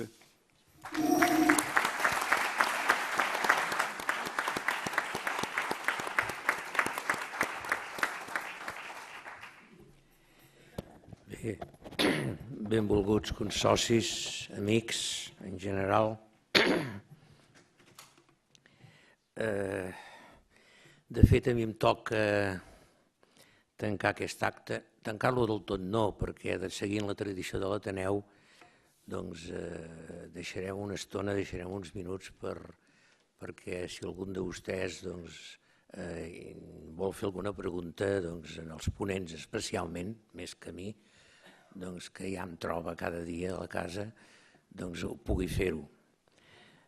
Bé, jo vaig demanar a Carles Sudrià i a Toni Castells, ells ho han dit, i és el que realment m'interessava a mi, em sembla que els interessava a vostès. Els vaig demanar que bé, amb motiu d'aquest llibre, perquè el llibre hi és, i només faltaria que li digués a l'editor que no m'interessa que es vengui aquest llibre, els vaig dir que m'interessava que parlessin de la seva visió de la situació de les caixes. I ho han fet, em sembla a mi, d'una manera esplèndida. Abans d'entrar, els dos els hem fet signar un paper de cessió de drets de reproducció d'aquesta conferència. Ho sento, però l'Ateneu en aquest moment té el dret d'utilitzar correctament i dintre d'unes normes, Toni, correctes, i em sembla a mi que són dos textos fonamentals per entendre el que ha passat amb les caixes i quina és la situació actualment. Jo faré algunes reflexions, perquè és que en bona part s'ha dit tot el que s'havia de dir i s'ha dit molt millor el que podia fer-ho jo. A veure, a mi m'han sorprès, jo s'acostumava a dir, i ho tinc escrit més d'una vegada. Més d'una vegada havia dit amb escrits meus i utilitzant una fórmula de la meva educació jurídica, deia: el dia que es fiquin amb les caixes d'estalvi, doncs tindrem a Catalunya un casus belli, un motiu de guerra. Recordava el meu dret romà. Els romans deien que hi havia raons de guerra, motius de guerra. Bé, tocar les caixes per mi era un casus belli, ho havia dit més d'una vegada. I resulta que les caixes les han tocat per dalt, per baix, per la dreta i per l'esquerra, i el resultat és això, de 10 caixes a una. Aquesta es manté, no sé si en el futur a veure com quedarà, però la situació és la que és i no crec que tingui grans variacions. Què és el que ens sorprèn? Ens sorprèn que després d'aquest desori que els dos han explicat i que intenta recollir el llibre, és difícil recollir un desori en un llibre, jo mateix hi vaig tenir problemes, perquè és que realment des del Banc d'Espanya fins al govern espanyol, fins a Brussel·les, tan aviat deien blanc com negre, i retrocedien i avançaven, com deia el doctor Castells. Vull dir, doncs, és difícil preveure-ho, però tot plegat, aquest desori, ha portat a la situació actual i és la que és. La reacció, en canvi, de la població catalana ha estat, jo no diré que nul·la, però molt reduïda, molt reduïda. Suposo que en bona part que per un cert complex de culpabilitat tenim consciència que algunes caixes no han fet prou bé. No tantes, Jo diria que els fets greus que realment provoquen aquesta posició per part de Brussel·les contrària a les caixes i el Banc d'Espanya prendre decisions que liquiden aquesta naturalesa de les caixes són fets externs a Catalunya. Vull dir, el cas de Castilla-La Manxa, de Caja Castilla-La Manxa, va sortir a primera pàgina del Financial Times. Va fer molt de mal. Va fer molt de mal. Després, els canonges de Caja Sur, Déu meu, els canonges de Caja Sur, gestors d'una caixa. Déu meu, però qui els ha embolicat amb això? Hi ha 2 caixes catalanes que hi va participar l'Església en un primer moment, per raons una mica òbvies, perquè es tractava de fer obra social. Però aquí aviat ens vam adonar que l'Església no hi tenia res de fer amb la gestió de les caixes i els van fer fora, la de Manlleu i la de Manresa. Els van fer fora i se'n va cuidar la societat civil, que és el que ha de fer. Els canonges del Caja Sur van fer disbarats, Déu meu. Vaja, i cada vegada que l'Església o qualsevol entitat que no té res a veure amb la societat civil s'ha volgut ficar en una cosa d'aquest estil, ha acabat malament. És lògic. Ara, també vam cometre els nostres pecats, segurament, però el resultat ha estat molt pitjor del que jo sincerament esperava i del que hauríem d'esperar. Hi ha algunes caixes catalanes, algunes caixes, i jo dic en plural, que haurien pogut perfectament mantenir-se amb ajuts. Però, en definitiva, haurien pogut mantenir un sistema, un model català de caixes. Per què aquestes caixes? Home, en aquest sentit també ho han expressat el doctor Sudrià i el doctor Castells força. És a dir, hi ha una paraula que han utilitzat els dos, que és la paraula nosa i atípic. Una cosa que és atípica fa nosa i no s'entén. I des d'aquest punt de vista ho va dir molt clarament el governador del Banc d'Espanya, el senyor Fernández Ordóñez, i el senyor de Guindos també. Per què? Per què, si hi ha unes entitats mercantils, hem de mantenir aquesta cosa que és una caixa d'estalvis que és atípica.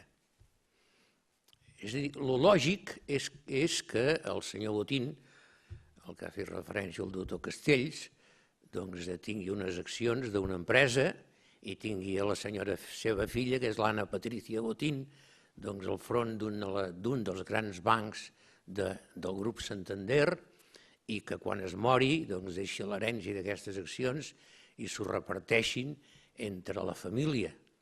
Per cert, una part d'aquesta família Botín va col·locar més de 300 milions de l'estafa Madoff dels Estats Units. O sigui que tampoc són tan intel·ligents com sembla, perquè es deixen enredar també, es deixen enredar. Bé, doncs ara el senyor Isidre Fainé, com plegue de la Caixa, no deixarà cap herència en els seus fills. Aquesta és una diferència fonamental. És atípic. Home, els polítics tampoc deixen herència. Els polítics quan pleguen se'n van. Les empreses públiques quan pleguen se'n van, no deixen una herència a aquesta empresa. Només les empreses privades. És que això vol dir que només hi poden haver empreses privades a les quals els accionistes vagin a guanyar diners com més puguin. I en aquest sentit, jo en el llibre em fico una mica amb les escoles de negoci, que crec que han fet un cert mal, potser el no insistir massa en que les empreses han de treballar per la comunitat i pel personal, a més pels propis accionistes. I que quan es falla aquests objectius s'entra en això que el doctor Sudrià feia referència de la cobdícia, la cultura de la cobdícia. Si entra a vegades ja es fa mal.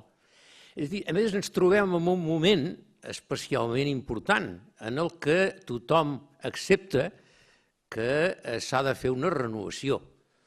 S'ha de fer una renovació. La renovació s'ha de fer des de l'Església, i espero que el nou papa hi intervingui, fins a la societat econòmica. És evident, és evident. Jo no soc partidari que uns quants banquers els pengin d'un fanal, com haurien fet a la Revolució Francesa del 1789. No soc partidari. Però, evidentment, que dintre del sector financer s'han d'exercir unes responsabilitats contra unes persones que ho han fet malament. Jo cito un treball d'un economista americà de Harvard que diu «Qui són els nostres enemics?» I diu, en el títol del treball, diu «Els enemics som nosaltres». Per què? Perquè realment aquest Harvard i de retop algunes d'aquestes escoles de negocis han incidit en aquesta cultura de la cobdícia a base de demanar el màxim benefici. Les empreses públiques són perfectament aptes per treballar en el món i en canvi no busquen el màxim benefici, busquen el màxim benefici de la col·lectivitat. I les caixes d'estalvi estan en aquesta línia. I esclar, a mi em sorprèn molt que com a conseqüència de la desaparició d'aquestes caixes, i estic pensant especialment en les 9 caixes que han desaparegut, no en l'altra que es manté i es manté més forta que mai, encara que la seva naturalesa veurem com queda, aquestes 9 caixes han desaparegut i amb elles desapareix una obra social extraordinària. I aquí és on realment la reacció ha estat petita. I mirin, esclar, la Caixa d'Estalvis i Pensions de Barcelona, i deixi'm parlar perquè és que és una mica l'Ateneu Barcelonès té molta relació, va ser un dels fundadors de la Caixa d'Estalvis i Pensions, que aleshores es deia Caixa de Pensions per a la Vellesa i d'Estalvis, és igual, en definitiva el mateix. Aquesta s'ha mantingut, les altres no. La Caixa d'Estalvis i Pensions de Barcelona porta destinant des de fa uns quants anys 500 milions d'euros a obra social, dels quals més o menys 250 es deuen invertir a Catalunya i la resta a la resta de l'Estat, més o menys, aproximadament. I aquesta obra social jo a vegades els critico una mica, amablement, perquè em sembla que la venen malament. És a dir, la gent confon el Puyal amb l'obra social de la Caixa. El Pujol no té res a veure amb l'obra social, jo l'escolto el Pujol, que consti, però vull dir, no és obra social, és màrqueting, és departament de màrqueting. Vull dir, l'obra social de la Caixa és una altra cosa, és el Caixa Fòrum, evidentment, però al mateix temps és assistència social. Hi va haver un expresident de la Caixa, que era Ricard Fornesa, i l'actual president de la Fundació La Caixa repeteix aquesta expressió. Diu, menys Kandinsky i més Alzheimer. Kandinsky és un pintor. Ve a dir menys exposicions i més recerca mèdica, per exemple. Bé, però és que això ho fa la Caixa, i ho feia la Caixa de Sabadell, i la de Terrassa, i la de Manlleu, i la Laietana, i la de Tarragona, i la de Catalunya, i ja me'n deixo alguna, i la de Girona. La de Girona continuarà perquè ha estat absorbida. Però tot això ho feien. I, esclar, aquest és un aspecte molt important. En Carles Sodrià ha fet referència també històricament al paper que han tingut les caixes de cara al coneixement financer de la població catalana. Pensin que, ara no ho sé, però fa uns anys hi havia més catalans que comptes d'estalvi. Perdó, hi havia més comptes d'estalvi que catalans, ho he dit a l'inrevés. Els catalans érem aleshores 6 milions, hi havia uns 7 milions aproximadament de comptes i llibretes d'estalvi a les caixes catalanes. No ho trobes enlloc, això. Vas a França, que tot i que tenien caixes d'estalvi, i no ho trobes. Hi ha molta gent que no ha obert un compte corrent o una llibreta d'estalvi en sa vida. Aquí jo m'atreviria a assegurar que el 100% tenim un compte corrent o un compte d'estalvi o el que sigui. És a dir, que hem entrat més d'una vegada a la nostra vida en un banc o en una caixa. Això són les caixes que ho van aconseguir. I després van afavorir l'habitatge. Tenir, a la meva època, a la meva generació, tenir un pis de la Caixa volia dir tenir un pis digne, no com el que feien alguns constructors especuladors de l'època. I això ho van fer les caixes, totes les caixes. I això ja no ho han fet més, potser tampoc calia que ho fessin, les escoles. Però, vull dir, s'ha mantingut i, evidentment, amb l'obra social com a tema. Esclar, després d'això, jo no sé, aquest és un llibre que no té final, com deia el doctor Castells, perquè encara no s'ha acabat, però, esclar, jo el que tinc molt clar és que Catalunya, dintre de la història de Catalunya, les caixes d'estalvi ha tingut un paper molt important. Aleshores em pregunto, qui farà el paper de les caixes d'estalvi de Catalunya en el futur? Per una part, el continuarà fent, jo suposo, la Caixa d'Estalvis i Pensions de Barcelona, la primera empresa catalana. Doncs espero que per molts anys. Però, i la resta, qui ho farà? Aquella aportació a la biblioteca popular d'un poble del Bages o d'un poble del Priorat, aquella organització d'aquells homenatges a la bellesa que tenien un cert to una mica ridícul i del segle XIX, però que després es van anar adaptant, aquell finançament d'aquells discapacitats d'aquella comarca que l'Estat no pot atendre per una sèrie de raons o la Generalitat. Qui ho farà tot això? En definitiva, l'estructura econòmica catalana de cara a un futur, una estructura econòmica que és prou vàlida, que jo hi crec, tinc consciència de l'esperit emprenedor dels catalans que viuen i treballen a Catalunya, o sigui, els nascuts d'aquí i els no nascuts d'aquí. Catalunya té una capacitat de contagiar el seu esperit emprenedor abans que contagiar fins i tot la llengua. Però és igual, l'esperit emprenedor l'aprenen els que venen. Tot això ho veig clar, però al costat d'aquest esperit emprenedor i d'aquesta iniciativa privada hi ha d'haver també un sector públic, evidentment, però per què no hi han d'haver unes societats privades de naturalesa fundacional o com vulguin vostès dir-li, que en definitiva cobreixin una mica aquest paper que durant 150 anys han realitzat les caixes d'estalvi. Bé, i la veritat és que per mi és una pregunta interrogant i la deixo a les noves generacions, no? I les noves generacions vol dir els meus fills i els meus nets que estan entre vostès també i que per tant la feina els dono a ells, perquè jo de feina encara en faig i encara en faré, però tindré els meus límits, com és lògic. Jo no soc com en Ponset, que creu que no està demostrat que no es morirà mai. Vaja, i em sembla que ell en el fons tampoc s'ho creu, no? Però en fi, toco més de peus a terra, en definitiva, com a bon president de l'Ateneu. Vaja, m'agradaria ser-ho. Moltes gràcies i comencem el debat, si us hi sembla.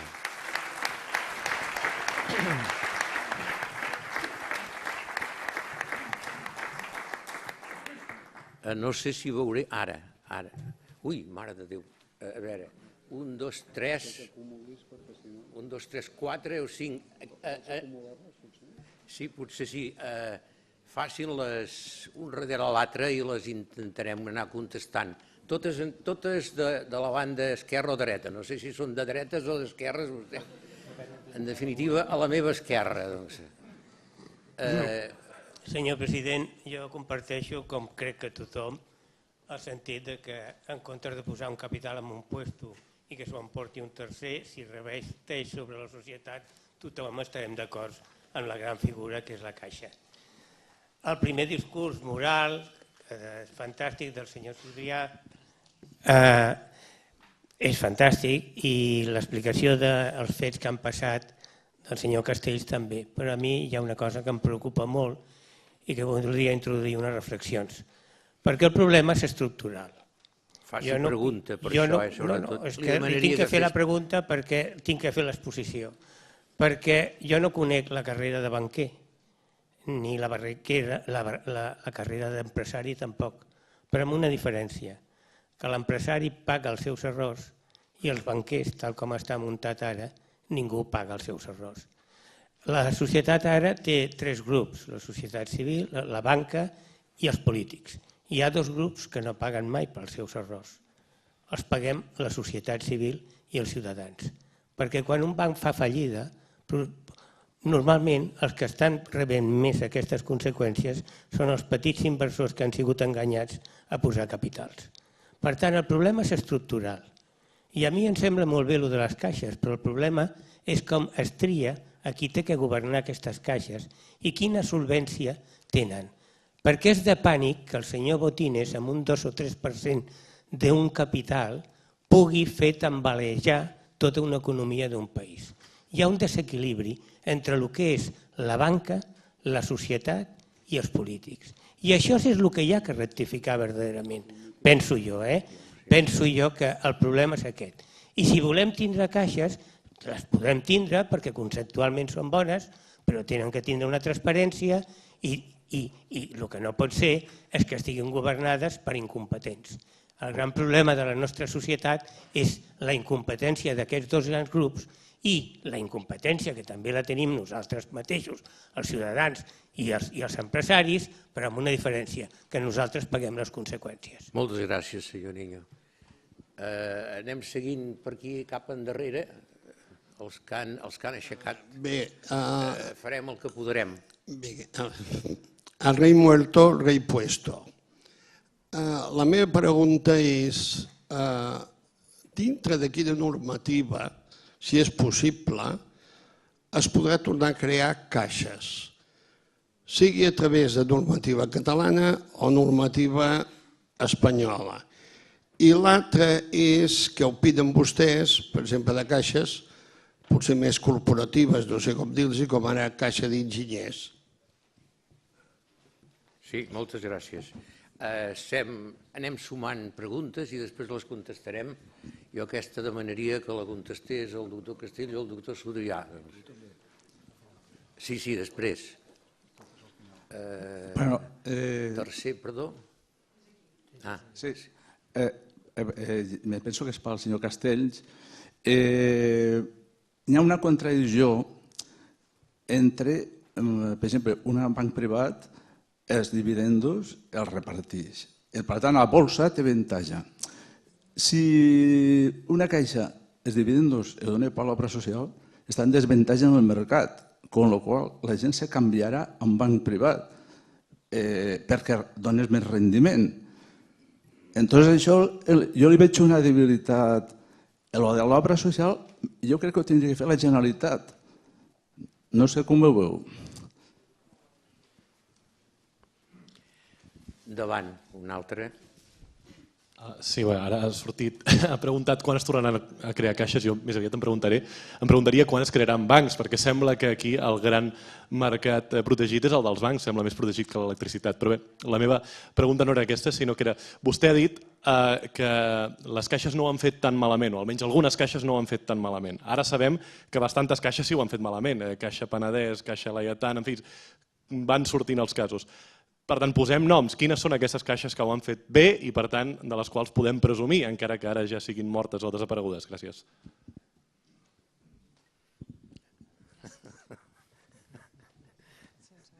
Déu meu, la Caja de Castilla-La Manxa ho ha fet molt malament. Perdó. Bueno, jo vaig a fer un símil, no sé si és gaire acertat, de que hi ha hagut un càncer tremendo que ha sigut la bombolla immobiliària. I els oncòlegs que tenien d'arreglar aquest càncer no han sabut aplicar o no han volgut aplicar el suficient remei, com es digui, la quimioteràpia o com es sigui. Per consegüent, vull dir que hi ha hagut... No sé si això és la principal qüestió, em sembla que és la principal de totes. O sigui, aquest excés d'inversió en immobiliària, amb uns interessos baixos i tot això sembla que és el motiu principal de tot aquest desori. No sé si està encertat el símil. Molt bé, moltes gràcies. Una altra pregunta i contestarem. Bona nit, Eduard.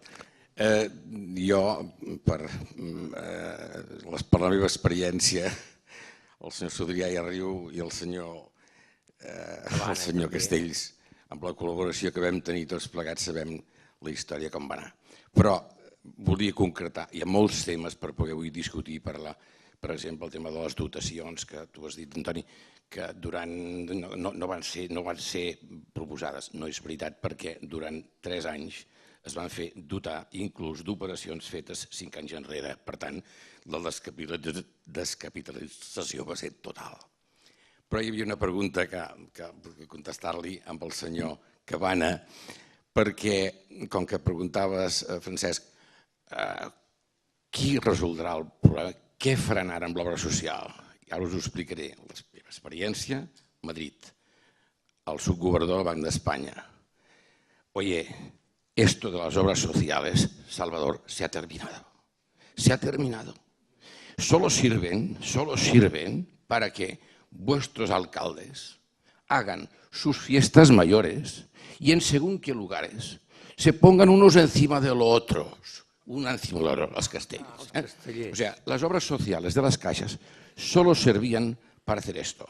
Oye, y esto de la identidad, coño, quitaros-ho de encima.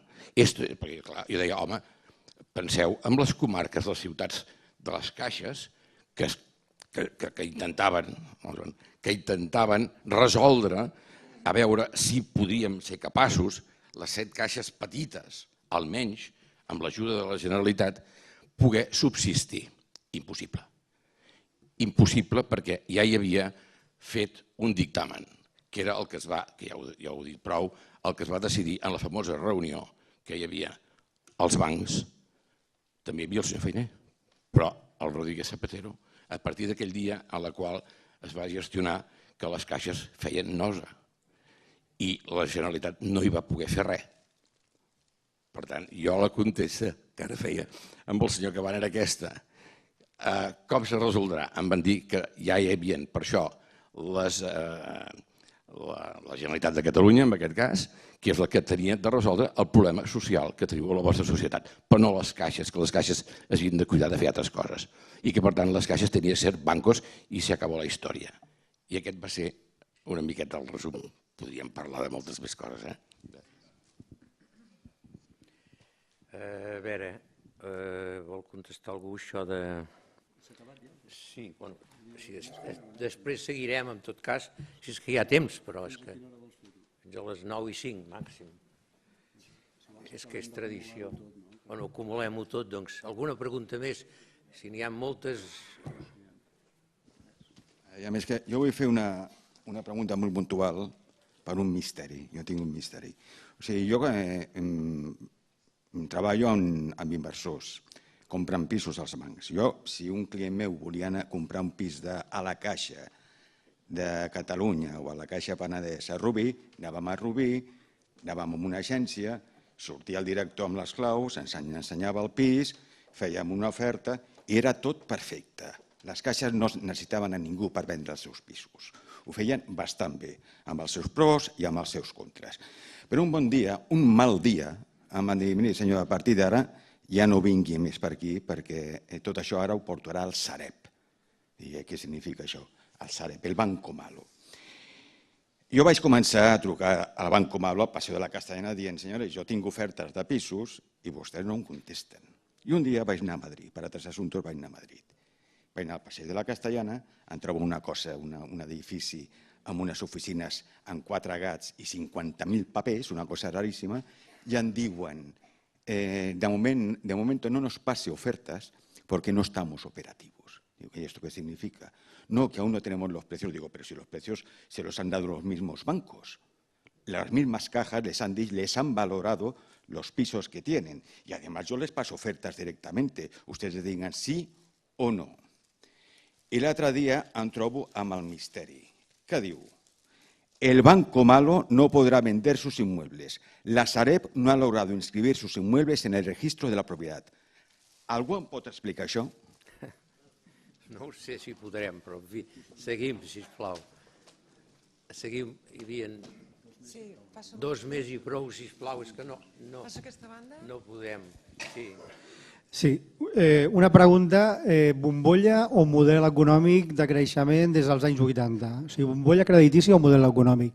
Vull recordar que va haver un ministre, el senyor Solchaga, que va dir que enriquecerse es lícito i a partir d'aquí en aquest país va haver-hi una reconversió industrial que es va voler compensar amb un altre model de creixement que va ser el de la Totxana. La segona qüestió, quan pregunta, el president Cabana en diu casus belli, però la societat civil catalana no ha reaccionat. Vull dir, jo recordi, vam fer una cosa molt tímida l'any 2010 entre les entitats del tercer sector social, el Fòrum de l'Economia Social i els sindicats, que es va dir la plataforma en defensa de les caixes, que la veritat, em sembla que no vam aconseguir ni que ens rebés el conseller. Sí, vam fer alguna coseta, però molt poca cosa. Vull dir, la societat civil per què no va reaccionar si això podia ser un casus belli, la pèrdua? I parlant del futur, possiblement no és l'alternativa, no són els patricis d'aquest país els que estan impulsant una altra cosa, però sí que és veritat que molts ciutadans estan començant a confiar en un altre tipus de manera de treballar bancàriament. I aquí el cas, encara que és molt incipient, tant FIARE com Tríodos, les cooperatives professionals, les cooperatives no han estat afectades encara, i també experiències com el COP57. Són molt minoritàries segurament perquè els grans patricis d'aquest país no recolzen o no s'arrisquen, com s'ha dit abans. Última pregunta, sisplau, i perdonin. Hola, buenas noches. Mi pregunta es simplemente si la Unión Europea, la entrada de España en la Unión Europea, ha influido para este debacle de las cajas, si han influenciado, y en los demás países de la Unión Europea se da el mismo caso, digamos. Vinga, aquest senyor que ho havia demanat abans i que ho sento, passi-li, sisplau, Jordina. Jo voldria parlar d'una component ètica o moral. És a dir, el senyor Sudrià ha parlat de l'Adam Smith, el seu llibre anterior, a Riqueses Nacions, que deia que primer s'havia d'arreglar la component moral i ètica. Això vol dir que ja aquí hauríem de parlar de les persones. Persones que, per culpa seva, per la seva mala gestió, s'han ensorrat aquest sistema com eren les caixes. Jo voldria recordar, per exemple, que jo em recordava una vegada en 7 anys, una caixa 3 vegades va fer obres d'arreglar la seva oficina. És a dir, que una part dels beneficis, en lloc de servir com augmentar l'interès dels dipòsits, era per arreglar les oficines. És a dir, que hi havia una manera també d'un intent d'amagar els beneficis però sense beneficiar els que tenen els diners allà. Per una banda. Per una altra banda, hi ha hagut el cas de les preferents. Aquí ningú en parla. Que això és molt important, perquè aquestes persones, aquesta obra ètica de la Caixa, que era la gent confiava en ella, ha passat que tota una sèrie de gent que van anar amb diners a parlar amb el director tota la vida, confiant en ell, el van estafar i gent que han perdut 30 milions o molts diners en preferents i que ara els hi converteixen en accions de Bankia, que no serveixen per a res. És a dir, i llavors d'aquest aspecte hi ha unes persones culpables i aquí tothom calla, xiula i mira cap a una altra banda. Per què? Molts d'ells, perquè potser més endavant els premiaran amb un càrrec en una entitat del Banc d'Espanya, el Valors, o bé potser en una sucursal de l'Enel o de l'Elèctrica a Sud-amèrica, on sigui. És a dir, que la gent calla i tothom és molt amable, però s'amaga els veritables culpables. I per tant, jo demanaria que aquí es digués si algú, els diputats nostres, si ens representen nosaltres o representen els partits, que això és una discussió molt forta, si aquesta gent emprendrà accions per atacar i per encausar els veritables culpables. Res més. Començant pel final, doncs vinga, va. Una cosa és la cosa genèrica, i m'he referit a la més mira, etc., en el sentit que, diguéssim, en lloc no diu, i ningú no ha dit d'una manera sospesada i que sigui creïble, que no pugui haver-hi, diguéssim, empreses, com ha dit el senyor Cabana, empreses que no persegueixin exclusivament el lucre per sobre de tot. Això no està enlloc dit, allò no ho va dir el senyor Smith, etc. Per tant, això és una cosa genèrica, diguéssim, no? I per tant, no ens poden, diguéssim, el fet que hi hagin mecanismes d'associacionisme general, etc., per defensar interessos materials de la gent, és perfectament raonable i no hi ha res que digui que no. Per tant, les caixes eren, des d'aquest punt de vista, un instrument en aquest sentit, crec jo, i eren preservables i no hi havia cap raó per la qual, diguéssim, deficiència, etc., per les que haguessin de desaparèixer. Una cosa diferent és que l'aplicació de les persones. Una cosa és el marge general, l'altra cosa són les persones. Jo crec que de persones hi ha persones claríssimament que han comès delictes, probablement, i que han d'anar a la presó, si és que toca. Que són la gent que s'han endut els diners, en gran part. Però hi ha gent que ho ha fet malament, que és una altra història. Llavors, aquí ens movem en un altre àmbit diferent. Jo crec que hi ha d'haver-hi, hi hauria d'haver-hi probablement una revisió del que ha passat, però això no implica que hi hagi gent que probablement arrossegada per l'ambient general hagi pres decisions equivocades, però no vol dir que delictives, que són coses diferents. I per tant sí que crec que una cosa i l'altra s'han de separar. I l'altra cosa són les coses de la justícia que sí que ha d'actuar i ha actuat recentment i jo crec que probablement continuarà actuant en aquest sentit.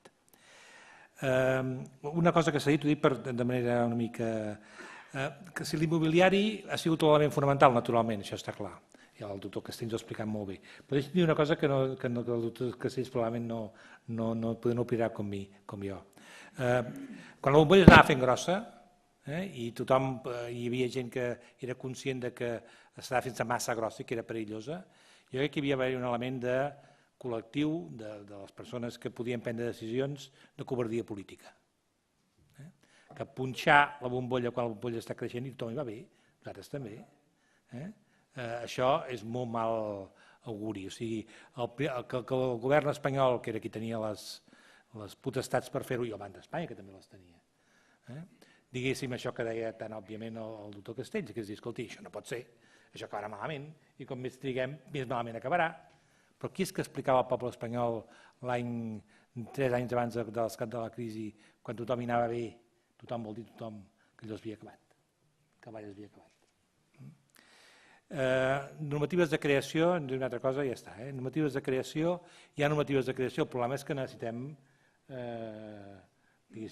agrupacions o associacions molt àmplies de persones que vulguin, que puguin i que estiguin en condicions de demanar una caixa. No crec que sigui el moment ni crec que els hi concedissin, però bueno, existeix la possibilitat legal de fer-ho. I la Caixa d'Enginyers i les caixes professionals en general tenen un estatus diferent, són caixes cooperatives que existeixen a tot arreu d'Europa en diferents formes i que poden viure, i viuen, i ho fan bé, en els intersticis del sistema financer. O sigui, el problema és que en un conjunt de caixes professionals o d'aquesta mida, o caixes o entitats de caràcter, diguéssim, semilucratiu, etc., dedicats a operacions financeres, no podem, diguéssim, finançar, què els diria jo, doncs Mango. Perquè Mango necessitarà no sé quants milers de milions cada any per finançar-se. I per tant no podem fer-ho a base de petites entitats. Hi ha d'haver-hi petites entitats, i és bo que hi siguin i que facin la seva feina, però no podem passar de no tenir grans entitats.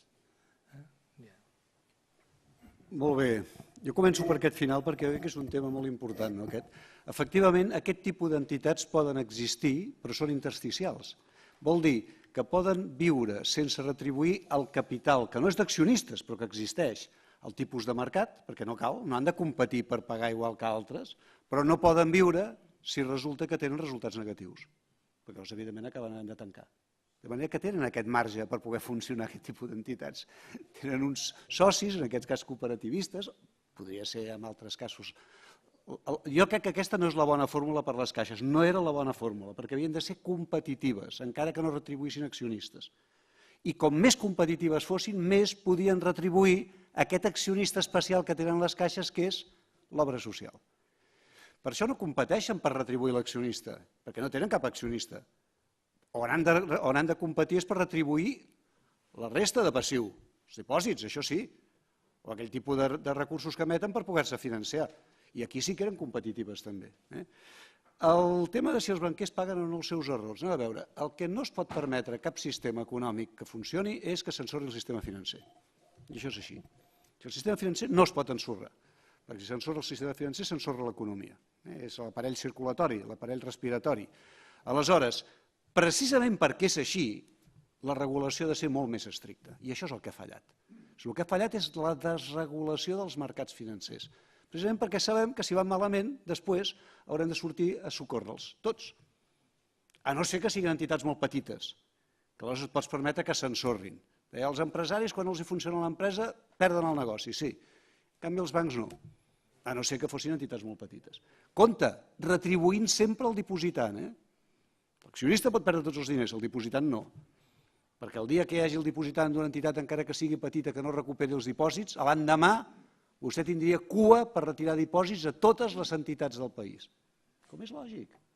De manera que precisament perquè té aquest valor que és públic, que va més enllà, que no ens podem permetre. Vostè pot deixar que una fàbrica que fa pantalons s'ensorri, no passarà res per donar els diners als accionistes i els treballadors es quedaran amb les condicions que siguin. Però un banc no. Precisament per això el control públic ha de ser molt més gran. Molt més gran del que ha estat durant aquest temps. Escolti, però és que no és que ho digui jo. És que l'Economist deia, escolti, és que potser els hem de nacionalitzar els bancs, no? Si no són capaços de funcionar bé. És que de fet s'han nacionalitzat.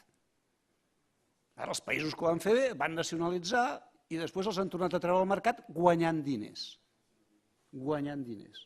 Per exemple, els Estats Units, que els està traient al mercat guanyant diners, incloent aquella companyia tan important, l'IAG, que era la companyia de serveis més important del món. Doncs ja l'estan privatitzant, renou, i guanyant diners al sector públic, que és el que potser s'hagués pogut intentar fer aquí.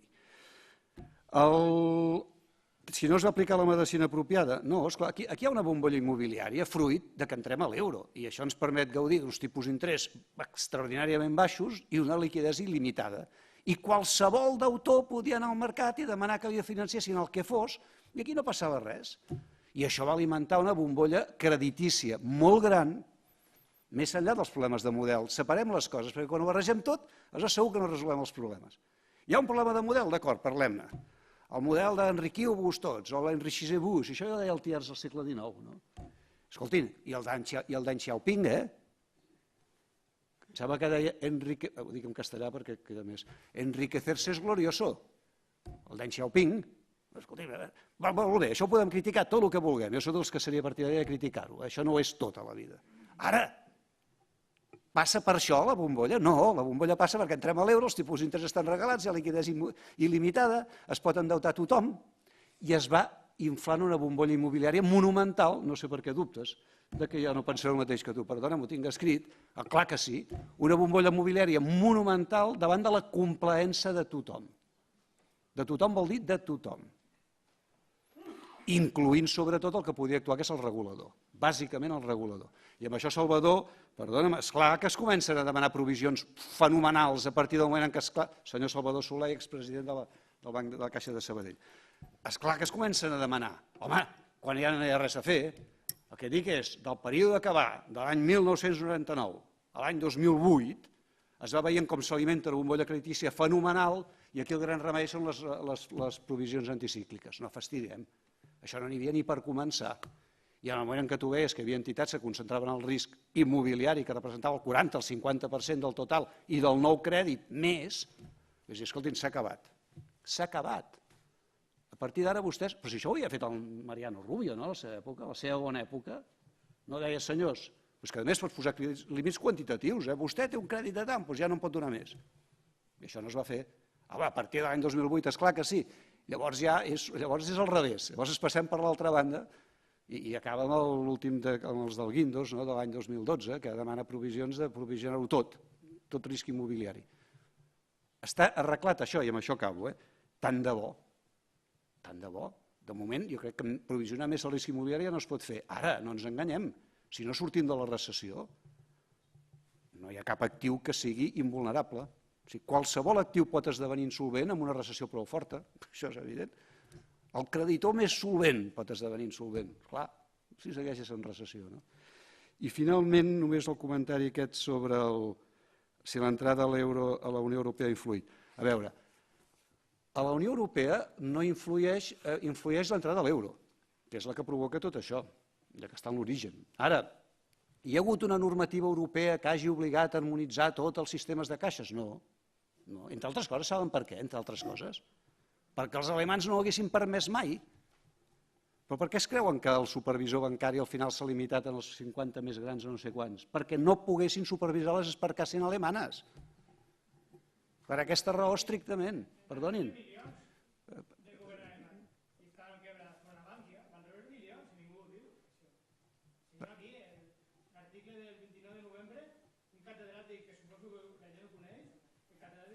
Tu ets el que moderes, Vostè ha acabat la seva intervenció? Molt bé, jo sí que havia acabat gràcies a tots vostès. No.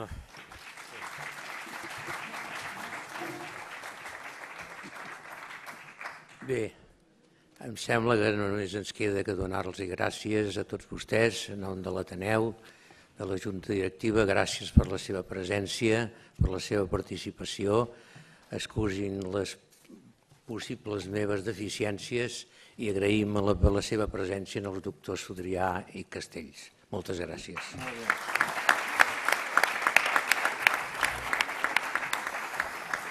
Molt bé, escolta'm.